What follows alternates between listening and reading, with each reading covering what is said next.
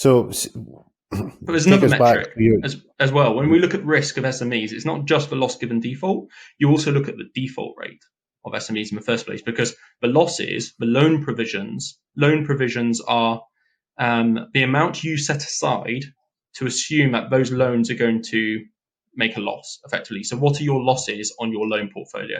And that's your loan provisions. The loan provisions that you have to set aside. So if it's a big bank and they lend to SMEs, the default rate tends to be higher because, again, they're not doing expertise. They haven't got the expertise in house. They don't have local bankers on the ground visiting those local businesses, having a very close relationship with them and supporting them in the needs in the way that they need to be supported most. Whereas a community bank, because of the way it does banking, is much more relationship driven, it tends to have lower default rates on its loans. It's also a moral obligation, because if you're a small business and you've got a relationship with a small bank and you know that bank's there to help you and you know it's not there to try to make as much profits as possible, suck those profits out of the local economy and send it over shores to the shareholders or anything like that, you know the bank's there to support you, you take a loan from that bank. You also have a loan from HSBC, let's say, a big bank that you know, if you repay them or don't, it doesn't really affect HSBC. But if you repay a small community bank or you don't repay a small community bank, it has a bigger impact on that community bank. You're morally more obligated, if you like, to repay the community bank loan because you know that community bank is there to do as much as it can to support you. You know it's going to have a worse impact on that community bank. Whereas HSBC or Lloyds or any of these big banks, there's not as much care. There's not as much moral obligation to repay it. I don't think they need the moral obligation if they're over collateralized on the loan side. So the moral desire isn't there because they've extracted all the demands. The bank has extracted all the demands and put the onus onto the small, medium-sized enterprise business owners to say, look, not only are we looking to maximise our profits and we don't think your sector's that important, and we prefer the kudos of giving loans to bigger companies. And if you do want a loan and, we do want to give you some scraps, some of the crumbs of our loan department, we will, but we want to secure on everything that you've worked for. So that just creates a dynamic where it's not based, on a relationship. It's based on, you're a number and we want to secure it in every possible way so that we can have our cake and eat it. Because the issue has always been that a loan is given out and there's a certain degree of risk.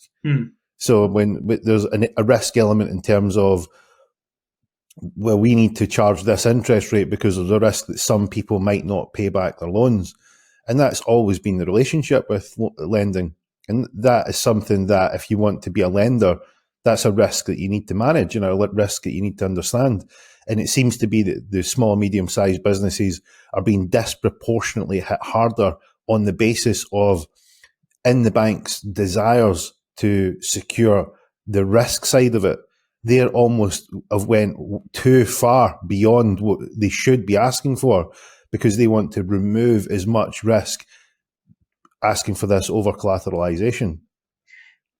Yes and no. I don't agree that over-collateralization is a bad thing, and I don't agree that personal guarantees are a bad thing.